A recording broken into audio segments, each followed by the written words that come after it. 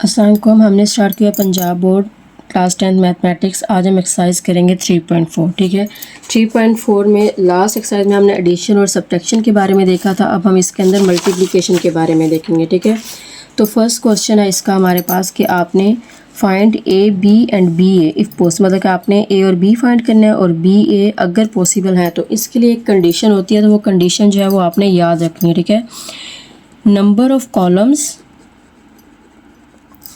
In matrix A, मतलब कि जो भी आपका फर्स्ट मैट्रिक्स है ए इक्वल होने चाहिए वो number of rows in matrix B.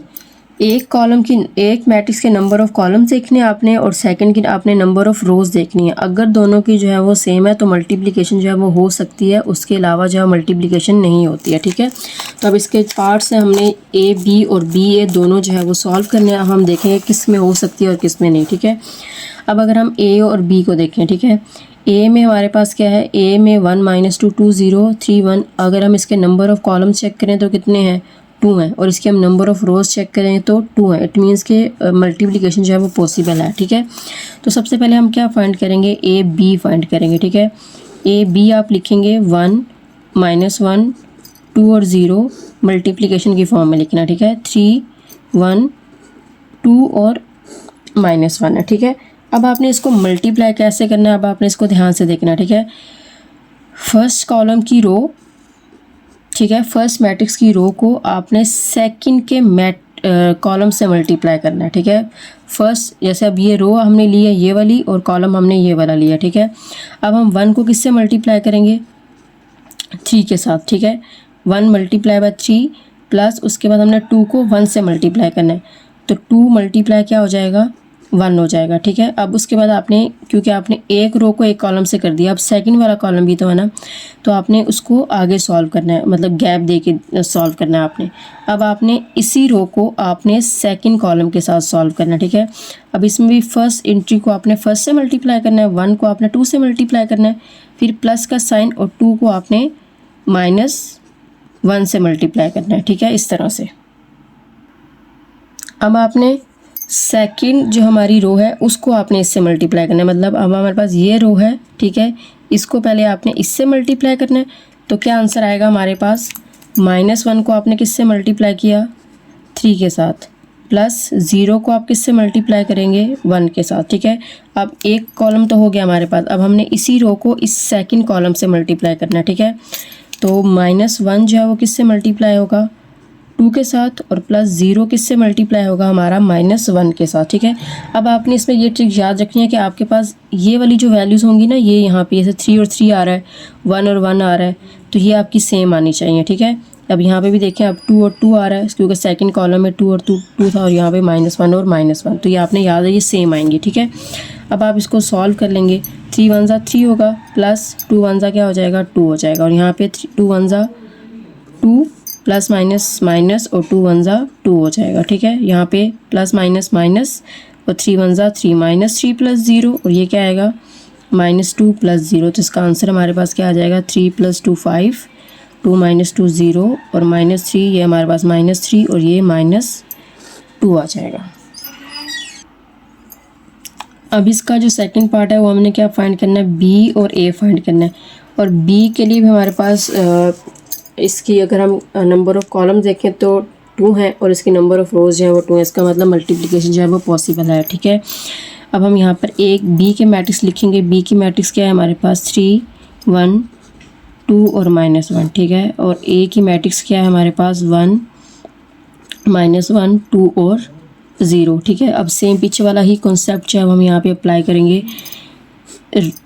रो को जो है वो हमने पहले इस कॉलम से मल्टीप्लाई करना है, फिर इससे करना है। ठीक है, 3 को हम किससे मल्टीप्लाई करेंगे, 1 के साथ, प्लस 2 को हम किससे मल्टीप्लाई करेंगे, -1 के साथ। ठीक है, फिर इसी को अब इसी रो को हमने इस कॉलम से मल्टीप्लाई करना है, 3 को हम किससे मल्टीप्लाई करेंगे, 2 के साथ, प्लस 2 को हम किससे मल्टीप्लाई करेंगे, 0 के साथ। ठीक है, अब हम नेक्स्ट कॉलम पे आएंगे, इसको हम ऐसे शो कर लेते हैं। ठीक है, और इसको पहले इसके साथ मल्टीप्लाई करेंगे, 1 किससे मल्टीप्लाई होगा, 1 के साथ, और -1 किससे मल्टीप्लाई होगा, -1 के साथ। ठीक है, फिर इसी तरह से सेम 1 जो है वो मल्टीप्लाई करना है आपने 2 के साथ और -1 को आपने मल्टीप्लाई करना है 0 के साथ, ठीक है। अब यहाँ पे लिख देती हूँ, इसका आंसर क्या आएगा 3 + 3 -2 और ये हमारे पास क्या आएगा 6 + 0 और ये हमारे पास क्या आएगा 1 -+ प्लस -1, ठीक है। 2 1 ज़ा क्या आएगा 2 1 ज़ा 2 प्लस यहाँ पर क्या आ जाएगा ये 0 आ जाएगा, ठीक है, +0। तो इसका आंसर हमारे पास क्या आ जाएगा, अगर हम इसको यहाँ पे अब सॉल्व करें तो 3 - 2 हमारे पास क्या आएगा 1 और 6 + 0 हमारे पास क्या आएगा 6 आएगा। 1 - 1 हमारे पास क्या आएगा 0 और 2 + 0 हमारे पास क्या आएगा 2 आ जाएगा, ठीक है। अब ये हमारे पास B का आंसर है। इसमें हमें ये नहीं कहा गया था कि आपने इनको इक्वल प्रूव करना था, हमने जस्ट इसकी वैल्यूज़ जो है वो फाइंड करनी थी, ए बी और B A फाइंड करना था, ठीक है। जस्ट हमने इनको इक्वल प्रूव नहीं करना था। ओके, सेकंड पार्ट है हमारे पास A = 1 - 2 और B 3 और -4 है, ठीक है। अब इसमें नंबर ऑफ कॉलम्स कितने हैं 1 और 2 और इसमें नंबर ऑफ रोज़ कितनी है 1 और 2, ठीक है। इसका मतलब हम इसको मल्टीप्लाई कर सकते हैं। तो पहले हम A B को फाइंड करेंगे। A मैट्रिक्स हमारे पास क्या है 1 - 2, ठीक है, और B हमारे पास क्या है 3 और -4। रो को हमने किससे मल्टीप्लाई करते हैं कॉलम से मल्टीप्लाई करते हैं, ठीक है। तो आंसर क्या आएगा 1 किससे मल्टीप्लाई होगा हमारे पास 3 के साथ, दरमियान में प्लस का साइन, और -2 किससे मल्टीप्लाई होगा -4 के साथ, ठीक है। अब हमारे पास इसकी कोई और वैल्यू तो नहीं है ना कि हम गैप देके अगली वैल्यू से अगले कॉलम के साथ मल्टीप्लाई करें, तो हमारे पास ये एक ही वैल्यू है, ठीक है। तो ये यहाँ से क्या आंसर आएगा 3 1 ज़ा 3, ये माइनस प्लस क्या आएगा प्लस, तो 4 2 ज़ा क्या आएगा 8, तो इसका आंसर हमारे पास क्या आ जाएगा 11 आ जाएगा, ठीक है। तो ये सिंपल इस तरह से आंसर आएगा। अब हमने क्या फाइंड करना है BA फाइंड करना है, ठीक है। BA हमारे पास क्या है 3 और -4 है और इसमें मैट्रिक्स हमारे पास क्या है 1 और -2 है, ठीक है। अब हमने क्या करना है रो को कॉलम से मल्टीप्लाई करते हैं, ठीक है। तो ये क्या बनेगा 3 किससे मल्टीप्लाई होगा हमारे पास 1 के साथ मल्टीप्लाई होगा, क्योंकि अब हमारे पास नीचे कोई वैल्यू नहीं है जिसके साथ हम इसको बीच में प्लस का साइन दे के जो है वो लिखें, क्योंकि हम नीचे प्लस का साइन लिखते हैं, ठीक है। तो अगर हमने 1 को हमने इससे मल्टीप्लाई किया तो फिर हम दरमियान में प्लस लिख के ये वाली वैल्यू लिखते थे, बट अब यहाँ पे हमारे पास एक ही वैल्यू है तो हम यहाँ पे सिर्फ 3 और 1 लिखेंगे। अब अगली कॉलम की तरफ जाएंगे तो हम गैप दे के लिखेंगे, ठीक है। तो क्या आएगा 3 किससे मल्टीप्लाई होगा -2 के साथ, ठीक है। अब नेक्स्ट आए तो नेक्स्ट हम इस रो को हमने इससे मल्टीप्लाई करना है, -4 को हम किससे मल्टीप्लाई करेंगे 1 के साथ, और -4 को हम किससे मल्टीप्लाई करेंगे -2 के साथ। तो आंसर क्या आएगा 3 1 ज़ा 3 -6 -4 और +8 आ जाएगा। उसके बाद पार्ट 3 है हमारे पास A 4 4, B की वैल्यू हमारे पास क्या है 2 और 5 है, ठीक है। तो इसको भी हम पहले A B को मल्टीप्लाई करेंगे। अब हम इसमें देखेंगे कि इसमें नंबर ऑफ़ कॉलम्स 1 है और इसमें नंबर ऑफ़ रो जो है वो 1 है, तो मल्टीप्लिकेशन हो सकती है, ठीक है। तो A को हम लिखेंगे 4 और 4 और B को हम क्या लिखेंगे 2 और 5, ठीक है। तो कैसे करेंगे हम रो को कॉलम से मल्टीप्लाई करना है। 4 को हम किससे मल्टीप्लाई करेंगे 2 के साथ, ठीक है, इसके साथ कर दिया। अब इसके साथ करेंगे 4 को किससे मल्टीप्लाई करेंगे हम 5 के साथ, ठीक है। फिर 4 को किससे मल्टीप्लाई करेंगे 2 के साथ और 4 को किससे मल्टीप्लाई करेंगे हम 5 के साथ। तो आंसर क्या आ जाएगा हमारे पास 4 2 ज़ा 8 5 4 ज़ा 20, ये भी 8 और ये भी क्या आ जाएगा हमारे पास 20 आ जाएगा, ठीक है। अब हमने BA फाइंड करना है। तो B हमारे पास क्या है 2 और 5 और A हमारे पास क्या है 4 और 4, ठीक है। इसमें नंबर ऑफ़ कॉलम जो है वो 1 है, इसमें नंबर ऑफ़ कॉलम जो है वो 2 है और नंबर ऑफ़ रोज़ भी 2, नंबर ऑफ़ रो हमारे पास 2 हैं, ठीक है। तो रो को हमने कॉलम से मल्टीप्लाई करना है। तो क्या आएगा 2 × 4 + 5 × 4 आएगा, ठीक है। तो आंसर क्या आएगा 4 2 ज़ा 8 + 5 4 ज़ा 20, तो आंसर क्या आ जाएगा हमारे पास 28 आ जाएगा।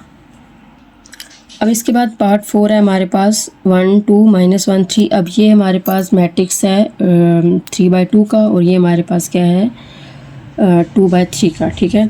तो हम इसको कैसे सॉल्व करेंगे, पहले हम A B फाइंड करेंगे।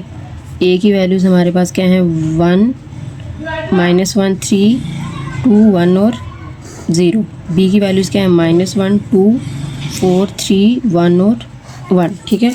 अब हमने इसकी मल्टीप्लिकेशन कैसे करनी है कि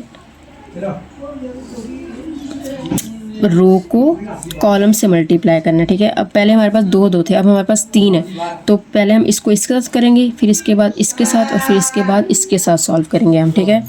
1 को किससे मल्टीप्लाई करना है हमने, -1 के साथ, प्लस 2 को मल्टीप्लाई करना है हमने 2 के साथ। ये हमारा एक सॉल्व हो गया, ठीक है। अब हमने इसी रो को इस सेकंड के साथ सॉल्व करना है, तो 1 गैप दे के लिखेंगे। अब 1 को 4 के साथ, प्लस 2 को हम किससे मल्टीप्लाई करेंगे, 3 के साथ। अब 2 हो गया, हमारे पास तीसरा भी है, तो हम इसको इस थर्ड के साथ जो है वो सॉल्व करेंगे। 1 किससे मल्टीप्लाई होगा, 1 के साथ, और 2 किससे मल्टीप्लाई होगा, 1 के साथ, ठीक है। अब इसी तरह हम नेक्स्ट को सॉल्व करेंगे। -1 जो है वो किससे मल्टीप्लाई होगा, -1 के साथ, प्लस 1 किससे मल्टीप्लाई होगा, 2 के साथ, ठीक है। फिर -1 जो है वो 4 के साथ, प्लस 1 जो है वो 3 के साथ, फिर -1 1 के साथ, और 1 जो है वो 1 के साथ, ठीक है। और लास्ट में इस रो को हमने इन तीनों के साथ सॉल्व करना है, तो क्या आएगा, 3 किससे मल्टीप्लाई होगा, -1 के साथ, प्लस 0 मल्टीप्लाई होगा तो 2 के साथ, फिर 3 मल्टीप्लाई होगा 4 के साथ, 0 मल्टीप्लाई होगा 3 के साथ, फिर 3 को हम मल्टीप्लाई करेंगे लास्ट वाले के साथ, 3 1 के साथ, और फिर प्लस 0 जो है वो किससे मल्टीप्लाई होगा, 1 के साथ, ठीक है। अब हम इसको लिख लेंगे मल्टीप्लाई करके, तो ये -1 + 4 4 + 6, और ये 1 + 3, ये हमारे पास 1 + 2 -4 + 3, और ये -1 + 1, ठीक है। और ये -3 + 0 12 + 0, और ये हमारे पास क्या आएगा, 3 + 1 3 + 0।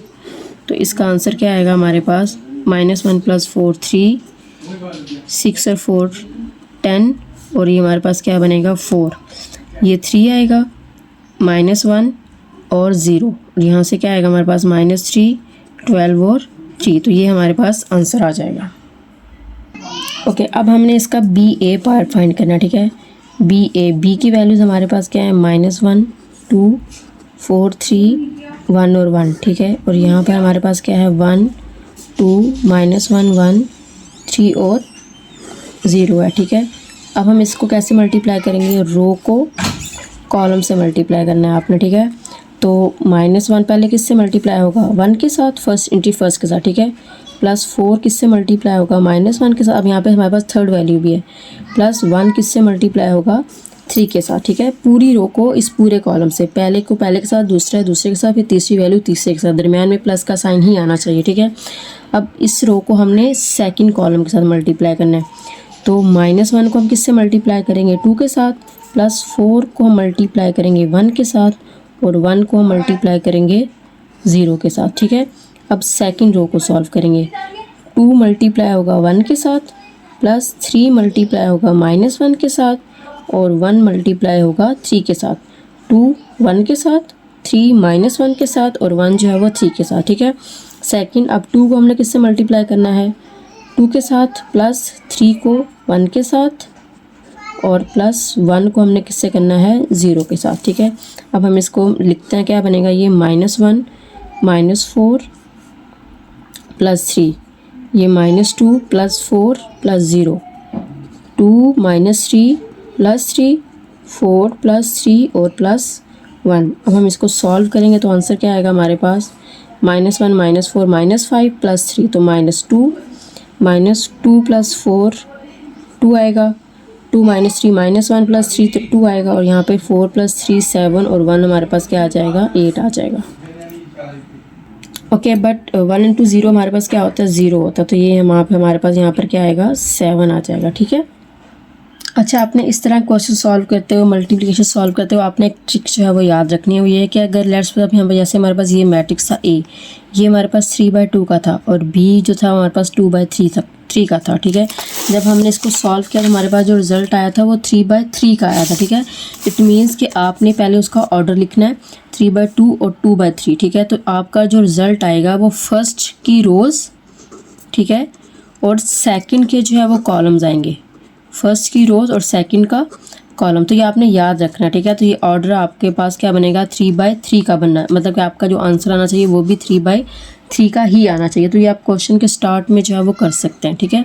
तो आज हम जस्ट क्वेश्चन नंबर 1 सॉल्व करेंगे, नेक्स्ट इंशाल्लाह हम इसका इसी एक्सरसाइज का क्वेश्चन नंबर 2 और आगे वाले क्वेश्चन जो है वो सॉल्व करेंगे। अगर आपको यहाँ पे कोई चीज़ समझ नहीं आई तो आप हमसे कमेंट सेक्शन में ज़रूर पूछ लें।